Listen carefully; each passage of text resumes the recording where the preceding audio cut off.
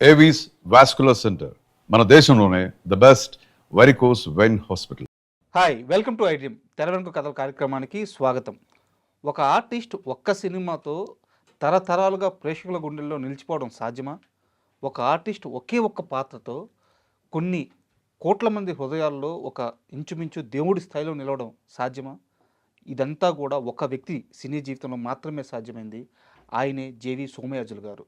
శంకరాభరణం శంకర శాస్త్రిగా తెలుగువారి గుండెల్లో ఎప్పటికీ పదిలంగా అజరాంబరంగా నిలిచిపోయే వ్యక్తి ఆయన.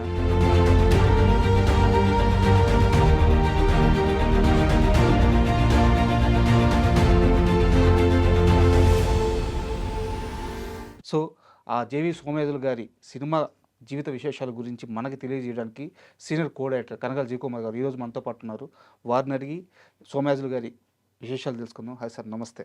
నమస్తే సార్, శంకరాభరణం శంకర శాస్త్రి ఈ పేరు వినంగానే తెలుగు వాళ్ళు ఎక్కడున్నా సరే ఆ హృదయాలు అలా పులకించిపోతాయి. అవునవును ఆ పాత్రలో ఉండే ఔనిత్యం గానీ ఔన్నత్యం అలా ఉంటుంది. గొప్పతనం, ఆ పాత్రలో ఉండేటటువంటి గొప్పతనం, సార్ ఆ గొప్పతనం ఎంత పని చేసిందంటే సార్ జేవి సోమయాజులు గారు శంకరాభరణం సినిమా చేసి, శంకరాభరణానికన్నా ముందు ఒక సినిమా చేశారు, కానీ శంకరాభరణంతో గొప్ప పేరు వచ్చింది ఆయనకి. సార్ అయితే అప్పటికి ఆయన డెప్యూటీ కలెక్టర్గా జాబ్ చేస్తున్నాడు. ఓకే. ఆయన మీద ఒక కంప్లైంట్ వచ్చింది. ఇప్పుడు ఏంటంటే జాబ్ చేస్తూ సినిమాల్లో చేయకూడదు అనేటటువంటి కంప్లైంట్. ఓకే, ఆ రూల్ ఉందా? ఆ రూల్ జనరల్గా ఉంటుంది. ఓకే. ఇప్పుడు ఎందుకంటే అక్కడ శాలరీ తీసుకుంటున్నారు, ఇక్కడే రెమ్యునరేషన్ తీసుకుంటున్నారు. ఓకే. సో 2 jobs 2 incomes కదా. అలాగా అది ఆయన మీద ఒక కంప్లైంట్ వెళ్ళింది. అప్పుడు సీఎం గారు ఎవరు? చెన్నారెడ్డి గారు. ఓకే. ఈయన అసిస్టెంట్ కలెక్టర్గా ఉన్నాడు కదా, అప్పుడు విజయవాడలో చేస్తున్నాడు. అప్పుడు ఆ కంప్లైంట్ వెళితే అసలు ఏంటి ఆ శంకరాభరణం ఏంటి అది తీసుకురండి అని ఆ క్యాసెట్ వేసుకొని చూశాడు ఆయన. ఓకే. చూసి చెన్నారెడ్డి గారు బిత్తరపోయి అసలు జాబ్ చేస్తూ సినిమాలో యాక్ట్ చేస్తున్నాడు కాబట్టి పనిష్మెంట్ ఇవ్వాల్సింది పోయి ఆయన్ని పిలిచి కల్చరల్ అఫైర్స్ అని ఒక డిపార్ట్మెంట్ పెట్టి ఆ డిపార్ట్మెంట్కి హెడ్ని చేశాడు ఆయన. అయ్యా, సూపర్ ఇది. అటువంటి మిరాకిల్ అనమాట శంకరాభరణం. Is a miracle. అయితే జేవి సోమయాజులు గారు అంతకుముందు ఒక సినిమా చేశాడు, రారా కృష్ణయ్య అని. ఆ రారా కృష్ణయ్య సినిమా డైరెక్ట్ చేసింది యోగి అని బాలసుబ్రహ్మణ్యం ఫ్రెండ్. బాలసుబ్రహ్మణ్యం, యోగి వీళ్ళంతా మద్రాసులో ఒక గదిలో ఉండేటటువంటి వాళ్ళు, గోపి. అయితే అది క్లిక్ అవ్వలేదు రారా కృష్ణయ్య. సో అది క్లిక్ అవ్వలేదు సినిమా. సోమయాజులు గారు వెనక్కి వచ్చేసాడు. చాలా మందికి తెలియని కూడా తెలియదు ఆ సినిమా. చాలా మందికి తెలియదు. ఆ డైరెక్టర్ యోగి అనే అతను మా ఫ్రెండ్ కూడా ఈ మధ్యనే కాలం చేశాడు. ఓకే. తర్వాత మళ్ళీ ఈ శంకరాభరణం కథ తయారు చేసి, అసలు శంకరాభరణం కథ తయారు చేసేటప్పుడు సీతామహాలక్ష్మి డిస్కషన్లో ఈ కథ చెప్పాడు విశ్వనాథ్ గారు. ఓకే. అప్పుడు జంజాల గారు ఉన్నారు, పాలగుమ్మి పద్మరాజు గారు ఉన్నారు, నేను మురారి వీళ్ళంతా ఉంటే ఈ కథ చెప్పాడు ఆయన. కథ ఒక సంగీత విద్వాంసుడిని ఒక వేస్ట్ వచ్చి బుడ్డోడిని తీసుకొచ్చి ఆయన దగ్గర చేర్చడం, ఈ కథ చెప్తుంటే ఇందులో హీరో ఎవరు, హీరోయిన్ ఎవరు, డ్యూయెట్ ఏమిటి, లొకేషన్లు ఏమిటి కథ అని అనుకున్నాం మేము. ఈ కథ ఎందుకంటే చెప్పేవాడు ఈ కథ మీద ఆ ఫీడ్బ్యాక్ తీసుకుందామని ఎప్పటి నుంచో ట్రై చేస్తున్నాడు ఆయన. అందరికీ చెప్తూ వస్తున్నాడు ఆయన. సో మొత్తానికి ఏడింది నాగేశ్వరరావు ఈ కథ చేయడానికి సిద్ధపడ్డ తర్వాత అంతా బాగానే ఉంది. ఈ సోమయాజుల క్యారెక్టర్కి, శంకర శాస్త్రి క్యారెక్టర్కి ఎవరిని వేయాలి? నాగేశ్వరరావు గారిని వేయాలి. నాగేశ్వరరావు గారిని వేస్తే నాగేశ్వరరావు గారు కనిపిస్తాడు క్యారెక్టర్ కన్నా. తర్వాత గుమ్మడిని వేయాలా, లేకపోతే కృష్ణరాజు గారిని వేయాలా? కృష్ణరాజు గారు ఏమన్నాడంటే, నా మీద ఆ క్యారెక్టర్ పండదండి, ఫైట్లు గిట్లు చేసేవాడిని నేను, ఇదేంటిది అని ఆయన చెప్పాడు. ఆఖరికి వెతికి నాటకాలు కన్యాశుల్కంలో జేవి రమణమూర్తి వాళ్ళ అన్నయ్య ఒకడు ఉన్నాడు, అతనైతే సూట్ అవుతాడు, అనేటటువంటి విషయం మొత్తానికి బయటకు వచ్చింది. ఉమ్, సరే జేవి రమణమూర్తి గారు ఆయనకి కబురు చేస్తే నేను సినిమాలకు రాను అన్నాడు ఆయన. ఉమ్, ఆయన చాలా చాలా మంచి అడ్మినిస్ట్రేటరు సార్. జేవి సోమయాజులు గారు. శ్రీకాకుళంలో డిప్యూటీ కలెక్టర్ చేశాడు, ఉమ్. తర్వాత వైజాగ్కి డిప్యూటీ కలెక్టర్గా వచ్చాడు. అయితే ఫస్ట్ నుంచి నాటక రంగం మాత్రం ఆయన వదలలేదు. నాటక రంగమే, ఆ, నాటక రంగమే. నేను శ్రీకాకుళంలో జాబ్ చేశాను కదా. ఉమ్, శ్రీకాకుళంలో జాబ్ చేసి మేము నాటకం రిహార్సల్ ఆడి తిరిగేటటువంటి ఆ సందులో ఇల్లు, ఉమ్, జేవి సోమయాజులు గారి ఇల్లు, సార్. అది ఎత్తరుగుల ఇల్లు. ఉమ్, ఆ ఎత్తరుగుల మీద కూర్చొని పద్మాసం వేసుకుని కూర్చొని నేను ఆ సందులో నుంచి వస్తుంటే ఏమయ్యా పంతులు అని ఇంత గొంతుతో అనేవాడు. ఉమ్, ఆయన నాటకాలండి కాళరాత్రి, తర్వాత కీర్తిశేషులు, ఉమ్, కన్యాశుకంలో ఆ నాటకాలు చూడాలి. సార్. కీర్తిశేషులు అని ఒక మంచి అద్భుతమైనటువంటి నాటకం. ఉమ్, అందులో జేవి సోమయాజులు వేస్తాడు, రమణమూర్తి వేస్తాడు. ఉమ్, వాడు నలుగురు అన్నదమ్ములు. సార్. అందులో శ్రీరామ్మూర్తి అని ఒక అతను ఉన్నాడు, అతను కూడా వేస్తాడు. ఉమ్, శ్రీకాకుళంలో ఈ నాటకం వేస్తున్నారండి. ఈ నాటకం వేస్తుంటే వాళ్ళ మదర్ వచ్చారు నాటకం చూడటానికి. ఉమ్, ఏంటి, ముగ్గురు కొడుకులు స్టేజ్ మీద నాటకం వేస్తుంటారు. ఉమ్, చాలా అద్భుతమైనటువంటి నాటకం, అద్భుతంగా యాక్ట్ చేస్తారు. ఉమ్, ఆ నాటకం చూడటానికి ఈవిడ వచ్చి కూర్చుంది. ఉమ్, ఈవిడ నాటకం చూస్తుంటే నేను ఈవిడ్ని చూస్తున్నా, ఆ తల్లి ఎంత ఎంత మురిసిపోతుందో ఈవిడ ఆ, అని. అద్భుతంగా ఆడేవాళ్ళు.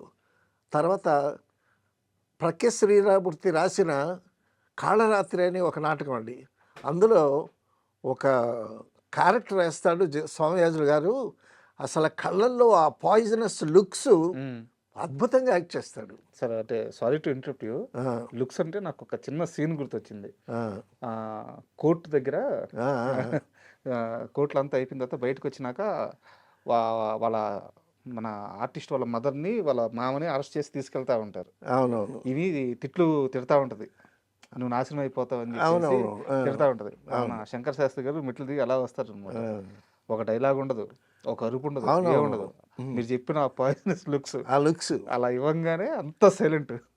తర్వాత ఆ లుక్స్ మీదే ప్లే చేశాడు విశ్వనాథ్ గారు. ఈ విషయం ఇంతకుముందు కూడా మనం అనుకున్నాము. అసలు సప్తపదిలో అయితే ఓన్లీ ఐసే ఆ సీరియస్నెస్, ఒకసారి ఇలా సీరియస్గా చూస్తాడంతే. It speaks volumes. Correct. Dialogue మాట్లాడితే దానికి కొంతవరకే ఉంటుంది expression, but silent expression it speaks volumes. అది భలే వర్కౌట్ చేశాడు. అక్కడి నుంచి ఎలా తీసుకొచ్చారు సార్, ఆయన ఎలా ఒప్పించారు రానన్న ఆయన్ని? రమణమూర్తి కన్విన్స్ చేశాడు. అన్నయ్య వచ్చింది కదా అదేంద్రా, ఆ సినిమా వాడితో పడలేదు, ఆ సినిమా సరిగ్గా ఆడలేదురా, ఐఎమ్ నాట్ కంఫర్టబుల్ అని అన్నాడు. లేదన్నయ్య, విశ్వనాథ్ గారు డైరెక్ట్ బాగా తీస్తాడు, ఏదో శంకర శాస్త్రి అంట ఏంటో ఏదో తమ్ముడు పట్టుకొని పాటలు పాడాలంట, నా వల్ల కాదురా అన్నాను. ఇది ఒక్కసారి ట్రై చెయ్యి అది ఇది అని అంటే ఆయన ఒప్పించడానికి బాలసుబ్రహ్మణ్యం గారు కూడా కూడి మొత్తానికి ఆయన లాక్కొచ్చారు. లాక్కొచ్చిన తర్వాత సరే ఆయన్ని చూస్తే ఇంత తలకాయి, ఇంతంత చేతులు, ఇంతంత వేళ్ళు, పెద్ద పర్సనాలిటీ ఆయన, చాలా హిఫ్టీగా ఉంటాడు మనిషి. చూస్తే విశ్వనాథ్ గారికి చూద్దాం, ట్రై చేద్దాం అది ఇది అని చెప్పి ఆయనకి ఇంతవరకు ఒక క్లాత్తో కుట్టిన బన్నీలాగా ఉంటుంది కదా, ముతక కద్దరితో అట్టడిది వేసి ఒక పంచి కట్టి చేసి కూర్చోబెట్టారంట. కూర్చోబెట్టిన తర్వాత సితార చేతికి ఇవ్వండి అన్నారంట. అప్పుడు సితార పట్టుకున్నాడు ఆయన. సితార పట్టుకుంటే అప్పుడు శంకర శాస్త్రి క్యారెక్టర్ ఆయనలో కనిపించిందంట విశ్వనాథ్ గారికి. ఆ క్షణంలో నమ్మారు. ఓకే మనం చేయొచ్చు అని మొదలుపెట్టారు. మొదలుపెట్టిన తర్వాత ఇక రోజు రాత్రి ఆయన సిగరెట్లు కలుస్తాడు బాగా. జేవి సోమయాజులు గారు సిగరెట్లు కలుస్తాడు, రమణమూర్తి సిగరెట్లు కలుస్తాడు. వాళ్ళిద్దరు బ్రదర్స్ చక్కగా కూర్చొని రాత్రి పానీయం కూడా సేవిస్తారు. జేవి సోమయాజులు గారు ఏమన్నాడంటే ఆయనతో, ఒరే రమణ, ఏం సినిమారా విశ్వనాథ్కి పిచ్చి పట్టింది ఎదురా, నన్ను మెయిన్ క్యారెక్టర్గా పెట్టి సినిమా తీస్తాడేంట్రా, ఆయనకు కూడా నమ్మకం లేదు. ఒక హీరో లేడు, హీరోయిన్ లేదు, ఒక పాట లేదు, నేనేదో సితార పట్టుకొని కచేరీ చేస్తాను, ఎవడు చూస్తాడ్రా ఈ సినిమా అనేవాడంట. లేదన్నయ్య ఏదో చెయ్యి అది ఇదని అన్నాడంట. మొత్తానికి సినిమా చేశారండి. సినిమా చేసిన తర్వాత సినిమా రిలీజ్ అయిన తర్వాత 100 రోజుల ఫంక్షన్ చేస్తారే, సార్ అలాగా 100 ప్రివ్యూలు వేశారు బిజినెస్ కోసం. ఎవరైనా రిలీజ్ చేస్తారేమో. ఎవరైనా చేస్తారేమని ఎవ్వరూ తీసుకోలే. ఏడిది నాగేశ్వరరావు అయితే చాలా డీలా పడిపోయాడు. తర్వాత నెల్లూరు జిల్లా ఎంఎస్ రెడ్డి గారు కొన్నాడు. ఓకే. ఎంఎస్ రెడ్డి గారు కొన్నాడు. ఎంఎస్ రెడ్డి గారు కొనేసరికి ఈ సినిమా డెఫినెట్గా ఫ్లాప్ అనుకున్నారు జనాలు. అంతకుముందు ఆయన సినిమాలన్నీ ఫ్లాప్. అంతకుముందు ఆయన సినిమాలన్నీ ఫ్లాప్. తర్వాత మళ్ళీ మరొక ప్రివ్యూ చూసిన తర్వాత తమిళ్ మనోరమను మరొక ఆర్టిస్ట్ కలిపి మెడ్రాస్ తీసుకున్నారు. ఓకే. అయితే చంద్రమోహన్కి ఇంకా బాకీ రెమ్యునరేషన్ క్లియర్ చేయలేదు నాగేశ్వరరావు గారు. నేను డబ్బులు ఇవ్వయా, డబ్బులు లేవయ్యా, నువ్వు మెడ్రాస్ తీసుకోవయ్యా అని బతిలాడు. నాకొద్దు, నాకు డబ్బులే కావాలన్నారు చంద్రమోహన్ గారు. మొత్తానికి రిలీజ్ అయిందండి. రిలీజ్ అయిన తర్వాత ఏమి కలెక్షన్స్ లేవు. మౌత్ టాక్ స్టార్ట్ అయింది. స్టార్ట్ అయిన తర్వాత ఒక ప్రభంజనం అయిపోయింది. అది ముందు ఫ్లాప్ టాక్, ముందు ఫ్లాప్ టాకే. కలెక్షన్స్ లేవు. ఎవరున్నారు? సోమరావు ఉన్నాడా, కృష్ణ ఉన్నాడా, రామారావు గారు ఉన్నాడు, నాగేశ్వరరావు గారు ఉన్నాడా, ఎవరున్నారు?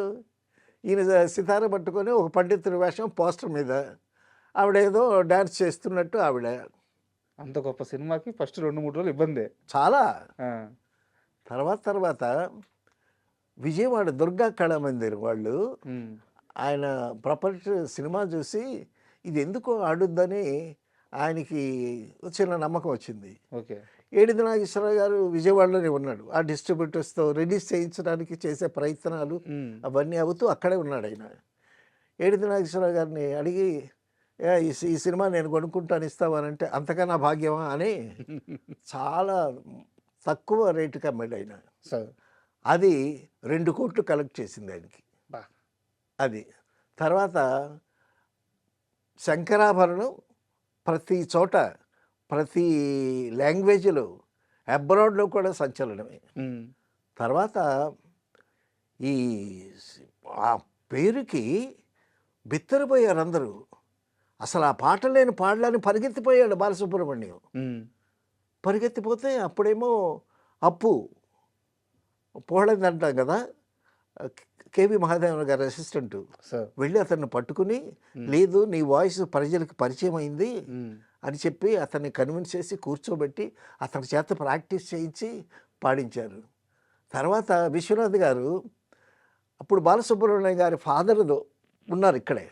బాలసుబ్రహ్మణ్యం ఫాదర్ దగ్గరికి వెళ్ళి అన్నయ్య బాలసుబ్రహ్మణ్యాన్ని ఫస్ట్ ఫ్రెష్ గొంతుతో వచ్చి నా పాటలు పాడిన తర్వాత వేరే పాటలకు వెళ్ళమని విశ్వనాథ్ గారు వాళ్ళ ఫాదర్ బాలసుబ్రహ్మణ్యం గారి ఫాదర్తో చెప్తే ఎందుకు పాడడం వెధవా, నీ పాటే పాడతాడు ముందు అని ఆయనని ఆ ఫ్రెష్ గొంతుతో వచ్చి ఈయన పాడటం, ఆ పోహళంది అతన్ని కంఫర్టబుల్ జోన్లో పెట్టడం, సో ఆ సాంగ్స్ రికార్డ్ చేయటం. ఆ రికార్డ్ చేసేటప్పుడు కూడా ఎవరికి నమ్మకాలు లేవు, అంతా సంగీతమే కదా, శంకరా అంటుంటే ఆ విధంగా అటువంటి లైన్స్లో తయారైనటువంటి అటువంటి అనుమానాలతో రిలీజ్ అయినటువంటి సినిమా ఒక ప్రభంజనం, ఒక సెన్సేషన్ అనమాట. అంటే ఎక్కడ తెలుగు వాళ్ళు ఉంటే అక్కడ వాళ్ళందరికీ వాళ్ళ రూట్స్ని మళ్ళీ గుర్తు చేసిన సినిమా సార్. అవునవును.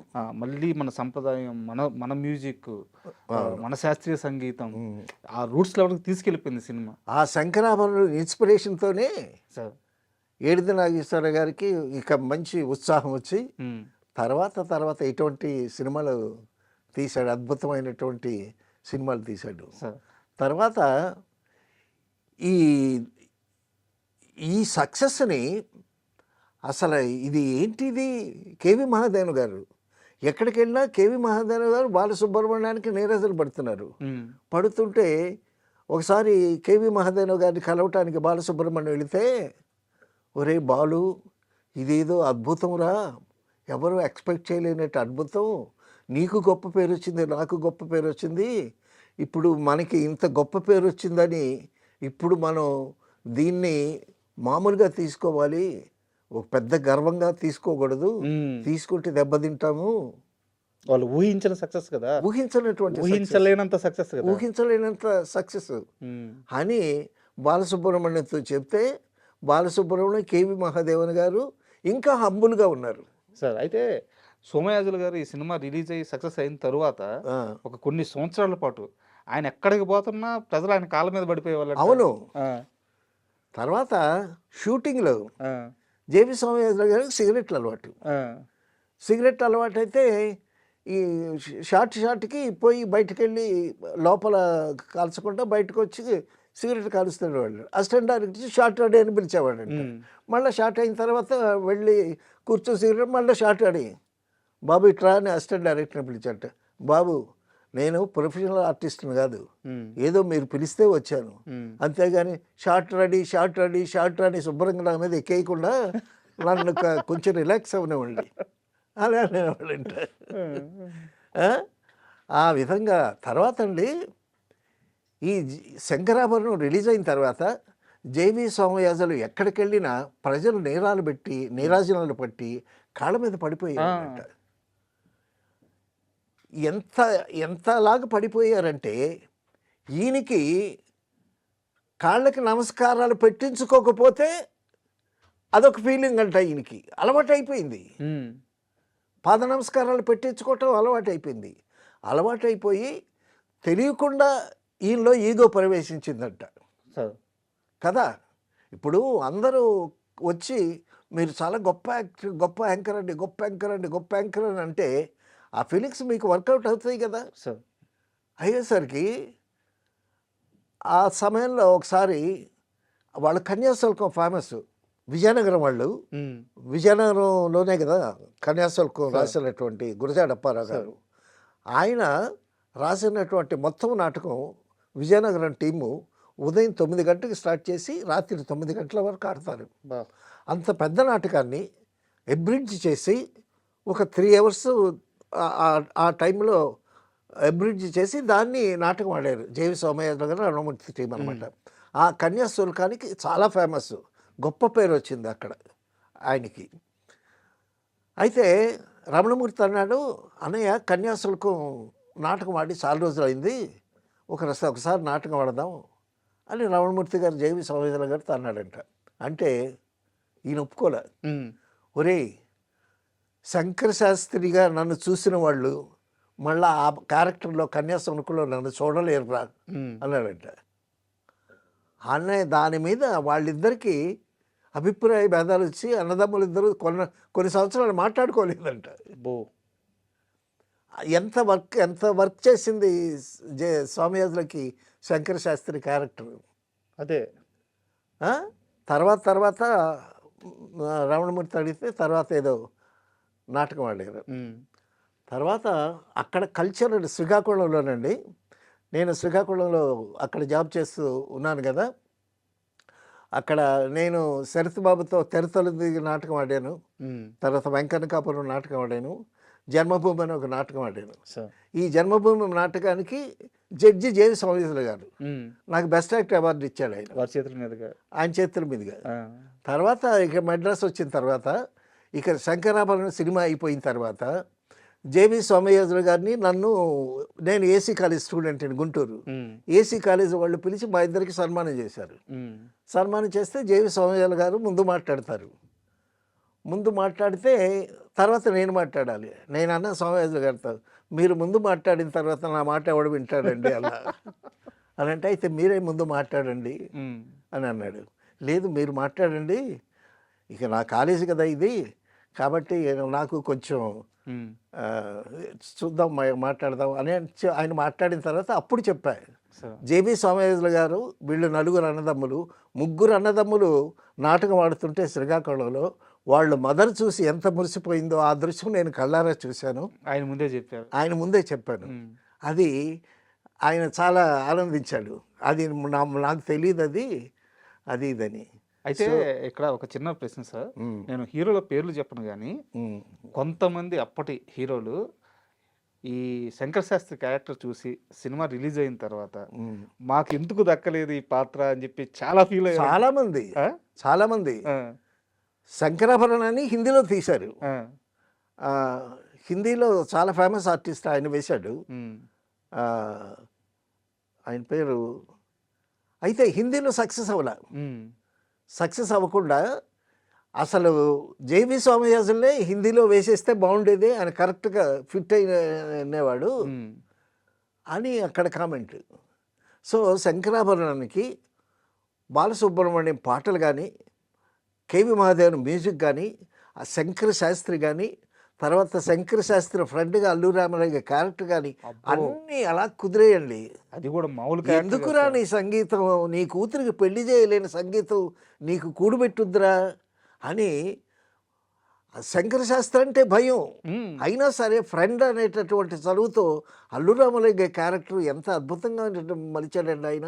శంకరాభరణంలో అల్లు రామలింగయ్య గారి క్యారెక్టర్, సాగర్ సమూహంలో వచ్చి శరత్ కుమార్ గారి క్యారెక్టర్. అవును, అంటే ఇద్దరు హీరోలు వాళ్ళ ఫ్రెండ్గా ఉంటూ మళ్ళీ వాళ్ళకి ఎదురు చెప్పలేరు, వాళ్ళు చెడిపోతుంటే అలా చూస్తూ ఊరుకోలేరు, వాళ్ళు ఇబ్బంది పడుతుంటే తట్టుకోలేరు. అవును, ఆ రెండు క్యారెక్టర్లు భలే ఇష్టం సార్ విశ్వనాథ్ గారి సినిమాలో. తర్వాత అండి తెర మీద ఆర్టిస్ట్ ఉండడండి, మరచెంబేమో మెట్ల మీద నుంచి దొర్లుతూ ఉంటుంది. అప్పుడు థియేటర్లో ఆడియన్స్ నవ్వులు చూడాలండి, కడుపులు చెక్కలేట్టు నవ్వుతాం. తర్వాత ఆ రాజ్యలక్ష్మి, తర్వాత చంద్రమోహన్ లవ్ ట్రాక్ కూడా ఎంత చక్కగా ఉంటుంది అది. అయితే మనం ఈ మొత్తం డిస్కషన్లో ఎలాగో మనం సోమయాజులు గారి గురించి మాట్లాడుకుంటున్నా శంకరాభరణమే ఎక్కువ ప్రస్తావన వస్తుందని అది అర్థమైంది డెఫినెట్గా. బట్ ఈ మొత్తం ప్రాసెస్లో మనం వేటూరి గారిని గురించి చెప్పుకోకుండా అసలు ఇది పూర్తవదేమో. అదే దానికి ముందు ఒక చిన్న విషయం. శంకరాభరణం సినిమా చూసి గుమ్మడి గారు భలే కుళ్ళుకున్నాడంట. అవునా? అటువంటి క్యారెక్టర్ పడితే ఆయన భక్తపోతన, మహామంత్రి తిమ్మరసు అద్భుతమైన క్యారెక్టర్స్ చేశాడు కదా గుమ్మడి గారు. ఏమి క్యారెక్టర్ పడిందయ్యా. ఒకసారి ఆయన అన్నాడంట జేవి స్వామిజాలతో, ఏమండి ఇన్ని సంవత్సరాలు బట్టి కష్టపడి సంపాదించిన మా పేరు కన్నా ఒక్క సినిమాతో మీరు పేరు సంపాదించేశారండి. నిజమే సార్, నిజమే. నీరాజనాలు పట్టారు. చెన్నారెడ్డి గారు ఈయన్ని పనిష్మెంట్ ఇవ్వకుండా అందరం ఎక్కి కూర్చోబెట్టాడు. తర్వాత ఎన్టీ రామారావు గారు కూడా ఈయన్ని ఏదో పదవి కూడా ఇచ్చాడు ఆయన. సో అలాగా ఒక మిరాకిల్ శంకరాభరణం, శంకర శాస్త్రి, జేవి స్వామియాజులు అంటే ఇట్స్ ఏ మిరాకిల్. హిందీలో గిరీష్ కర్నాడ్ చేశాడు ఆ క్యారెక్టర్. ఓకే, చాలా అద్భుతమైనటువంటి ఆర్టిస్టు. అయినా హిందీలో ఎక్కల. అసలు ఆయన్ని తెలుగులో వేసిన ఆయన్నే పెట్టుంటే ఇంకా బాగుండేది అని అన్నారు బాంబేలో. అలాగా తర్వాత వేటూరి సుందరరామూర్తి గారు అసలు ఏమన్నాడండి, శివుణ్ణే అన్నాడు విని తరించరా పాట అని, అవధరించరా విని తరించరా అన్నాడు. పరవశాన శిరసౌగంగా నేను తడవంగా అని శంకర ఎక్కడ చూసినా బాలసుబ్రహ్మణ్యం ఏదన్నా కచేరీకి వస్తే ఆ శంకర పాట పాడమంటారు. ఆ పాట లాస్ట్లో పాడి కూర్చుంటాడు బాలసుబ్రహ్మణ్యం గారు. తర్వాత బాలసుబ్రహ్మణ్యం గారు ఎంత అటెన్షన్ పే చేశాడు ఆ రికార్డింగ్ సమయంలో. సో అందరి కృషి ఒక్కొక్క సినిమాకండి. శంకరాభరణం అంటే మిరాకిల్స్ ఎప్పుడో ఒకసారి జరుగుతూ ఉంటాయి. అంతే సార్, అంతే.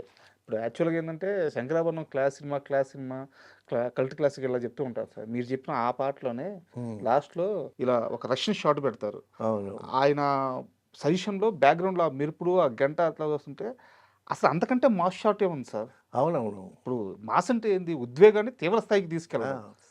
అక్కడ శివుడిలో ఇక్కడ ఏదో శివుడు దర్శనం అయినట్టే ఉంటుంది ఆ పాట. డెఫినెట్గా. తర్వాత ఇప్పుడు పాశ్చాత్య సంగీతానికి కర్ణాటక సంగీతానికి ఆ, అక్కడ ఒక ఆర్కెస్ట్రాను పెట్టి జిత్మోహన్ మిత్ర అని అతను వేశాడు ఆ క్యారెక్టర్. ఆ ఆర్కెస్ట్రాకి, ఆ పాశ్చాత్య సంగీతానికి, ఈ దేశీయ సంగీతానికి ఆ రెండింటి మధ్య వ్యత్యాసం, అందులో గొప్పతనం, ఇందులో గొప్పతనం. రేపు పిచ్చి కొడుకులారా, ఆ గొప్పతనం దానిదే, ఈ గొప్పతనం దానిదే, మన దేశీయ సంగీతాన్ని ఆదరించండి ముందు అని అక్కడ ఉండేటటువంటి ఆ డైలాగులు అసలు శంకరాభరణం సినిమా డైలాగులు జంజాల గారు రాసిన 4 కాగితాలు, అబ్బా 4 కాగితాల మీద డైలాగులు ఉంటాయి. ఉమ్, మిగతా అంతా అసలు మా ఎవరు పాటలే పాటలు, సంగీతం కదా. అవును. తర్వాత జేబీ సోమయాజులు గారు నిద్రపోతూ పాడతాడు, ఒక పద్యం చదువుతాడు. ఈ తులసి వచ్చి జాయిన్ అయ్యేటప్పుడు, తర్వాత రాజలక్ష్మి వచ్చేటప్పుడు, సో వాళ్ళ కాంబినేషను, ఆ ఫ్యామిలీ అఫైరు, ప్రతి సీన్ అద్భుతమేనండి. ఉమ్. ఆ విధంగా చాలా గొప్ప కళాఖండం తీసి విశ్వనాథ్ గారు ఒక సోమయాజులు చరిత్ర. గారిని ఒక్కసారిగా వేరే లెవెల్లో పెట్టేసుకుంటున్నారు. అవును. అయితే సోమయాజులు గారి ఫ్యామిలీ గురించి తెలుసుకుంటున్నప్పుడు ఒక చిన్న విషయం తెలిసింది సార్. మొదటి ప్రపంచ యుద్ధంలో వాళ్ళ ఫ్యామిలీ బాగా సఫర్ అయిందంట, ఆస్తులు పోయినాయంట. అక్కడి నుంచి వాళ్ళ ఫ్యామిలీ బాగా అక్కడి నుంచి కంబ్యాక్ ఇవ్వాల్సి వచ్చిందంట. ఏమో ఆ విషయం నాకు తెలీదు. ఉమ్, వాళ్ళు శ్రీకాకుళంలో నాటకాలు ఆడేటప్పుడు సార్ అప్పటి నుంచి అక్కడ పరిచయం ఉంది. అక్కడి నుంచి తెలుసు వాళ్ళ నాటక ప్రస్థానం. వాళ్ళ నాటకాలన్నీ చూశాను నేను లైవ్లో చూసారా? లైవ్లో, ఆ, స్టేజ్ మీద 3 వేస్తుంటే. గంటల సినిమాలోనే ఆయన అలా నటించారంటే అసలు ఇంకా నాటకాల్లో చెలరేగిపోయి ఉంటారు. నాటకాల్లో అద్భుతం. ఉమ్, అందులో మురారి క్యారెక్టర్ వేస్తాడు కీర్తిశేషుల్లో. గొప్ప నాటకం కీర్తిశేషులు, బండిపాటి రాధాకృష్ణమూర్తి గారు అనుకుంటా రాసింది. అందులో మురారి తాగుబోతు క్యారెక్టరు, తమ్ముడు క్యారెక్టర్ ఏమో, తమ్ముడే ఒక మంచి రచయిత, ఉమ్, అది రమణమూర్తి వేశాడు. తర్వాత అందులో గంప శంకరయ్య క్యారెక్టర్ అని ఏదో గొట్ట ఉన్నట్టుంది, అది శ్రీరామూర్తి వేశాడు, వాళ్ళ తమ్ముడై. మొత్తం 4 అన్నదమ్ములు. ఈయన తర్వాత కాలంలో ఉద్యోగాన్ని వదిలేశారా సార్? ఇక ఇప్పుడు చెన్నారెడ్డి గారు సోషల్ కల్చరల్ యాక్టివిటీస్ పెట్టి ఒక సంస్థ పెట్టి అక్కడ ఆయన డైరెక్ట్గా పెట్టాడు కదా, ఇంకా జాబ్ ఏముంది. ఇంకా ఇదే జాబ్. ఆ, అయితే నాకు ఎందుకంటే ఈ క్వశ్చన్ అయ్యి అంటే తర్వాత కాలంలో ఆయన అంటే అంత గొప్ప పాత్ర చేసిన ఆయన తర్వాత ఎప్పుడు కూడా ఇంత పేరు రాలేదు ఆయనకి ఏ సినిమా నుంచి కూడా. ఇది మిరాకిల్ అయితే ఇది miracle. మిరాకిల్. తర్వాత ఒక చిన్న మన ఈవీవి సత్యనారాయణ గారి సినిమాలో చిన్న క్యారెక్టర్లు కూడా ఆ చేశారు. క్యారెక్టర్స్ అది ఎందుకు ఆ పరిస్థితి వచ్చింది అర్థం కాలేదు. అది ఈయన ఒప్పుకోకూడదు, ఆ, అది ఆర్టిస్ట్ని మిస్యూజ్ చేయటమే అని చెప్పుకోవాలి. ఉమ్. ఆ టైంలో తర్వాత కూడా చాలా శంకరాభరణం తర్వాత సప్తపదిలో మంచి మంచి క్యారెక్టర్, క్యారెక్టర్ పడింది. మంచి క్యారెక్టర్. అయితే ఏంటంటే జేబీ సోమయాజు గారిని పెట్టుకుంటే మన సినిమాకి ప్లస్ అవుద్దని, ఉమ్, తర్వాత ఆయన ఎంత అడిగితే అంత ఇచ్చేవాళ్ళు. ఉమ్, సో ఇప్పుడు ఒక గొప్ప పని చేయటం ఎలా జరుగుతుందో ఒక చిన్న పనులు అట్టగా జరుగుతూ ఉంటాయి. అవును. That is life. బట్ నిజంగా సార్ ఎప్పటికీ కూడా ఆయన శంకరాభరణం శంకర శాస్త్రి కానీ ఆయన ఎన్ని సినిమాలు చేయని, ఎలాంటి సినిమాలు చేయని, ఎన్ని పాత్రలు చేయని, ఎలాంటి పాత్రలు చేయని, ఎప్పటికీ కూడా తెలుగు వారందరికైనా శంకరాభరణం శంకర శాస్త్రి అలాగే గుండెల్లో ఉండిపోతారు. డెఫినెట్గా చాలా మంచి విషయం తెలియజేశారు. Thank you sir. Thank you. And for more videos, Please subscribe to iDream. Please subscribe to iDream. Please subscribe iDream. And please subscribe to iDream. For more videos, subscribe to iDream. please like, share and subscribe to the channel. Congratulations, iDream. Subscribe to iDream. Subscribe to iDream. So subscribe to iDream Media. iDream కి iDream team అందరికి huge congratulations. Please subscribe iDream Media. Please subscribe to iDream. Subscribe iDream. Please subscribe to iDream. iDream అంటే నా కళల channel subscribe చేసుకున్న నోరు తిరుగుతలేదు, మీరైతే గంట గుర్తు కొట్టండి. For more such videos, please subscribe to iDream. Subscribe to iDream. Please subscribe to iDream. Please subscribe iDream Media. Please do subscribe to iDream. Please subscribe to iDream Media. For best entertainment and information, please subscribe iDream. And don't forget to subscribe to iDream.